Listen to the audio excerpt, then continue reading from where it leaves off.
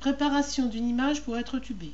Généralement, c'est une JPEG, donc elle n'est pas transparente. Il faut pouvoir rendre cette possibilité. Donc la première chose à faire, c'est qu'une fois que votre image est ouverte sous PSP, c'est d'aller dans la palette des calques, sur le calque de l'arrière-plan, le transformer en calque normal avec le clic droit. Ceci étant fait, on prépare son lasso, progressivité à 0, pas d'adoucissement, juste l'anti-crénelage, et on l'encercle avec des petits tours assez largement. Il nous faut un petit peu de place pour tuber. Double clic vers la fin, donc vous avez préparé votre image. Nous allons maintenant la recadrer, image, recadrer sur la sélection. Donc on voit toute la partie arrière qui est transparente et il nous reste le fond à éliminer et on verra ça plus tard. Donc maintenant on va préparer un fond de travail, c'est-à-dire pour bien voir ce qu'on fait, on va faire un contraste. On va donc ajouter un calque normal. On va lui prendre le pot de peinture et verser dedans une couleur contrastante qui n'existe pas sur le tube. Moi j'ai choisi un vert olive. Et ensuite on le glisse à l'arrière. On revient sur l'image et on est prêt à tuber.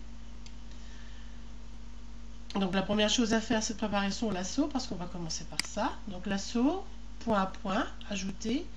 Moi j'ai choisi une progressivité 1, jusqu'à 2 c'est correct. Pas d'adoucissement, ça fait des petites saloperies.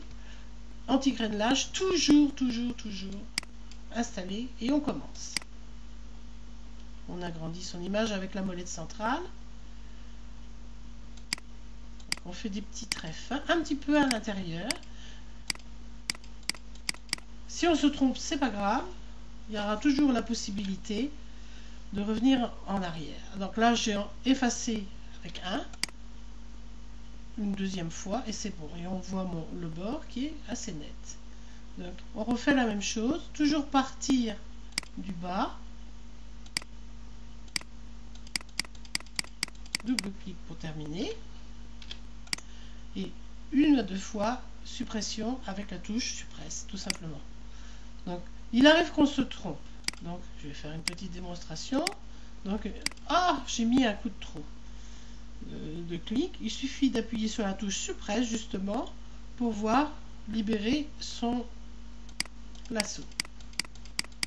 Je ne suis pas obligé d'aller jusqu'au bord, je pourrais toujours l'enlever après. Vous remarquerez toujours que je ne pars jamais, ou presque jamais, mais ça arrive quand même, du bord que je viens de tuber, mais je pars un petit peu de l'arrière.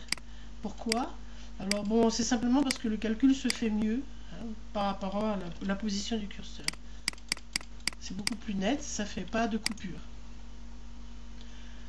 Donc voilà, on fait tout le tour de son tube, tranquillement.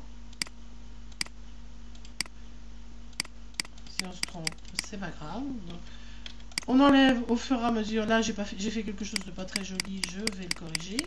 J'enlève un petit peu ce qui existe là autour. Donc là où j'ai fait une petite cochonnerie, je vais prendre la gomme. Bon, elle est un petit peu grosse. Je vais la reculer et je vais faire un clic droit avec la gomme à l'endroit où j'ai décroché. Vous voyez ce qui se passe, ça me restitue mon image. Donc je peux revenir dessus.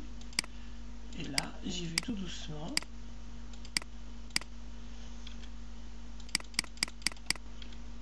Et voilà.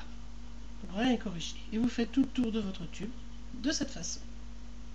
À bientôt!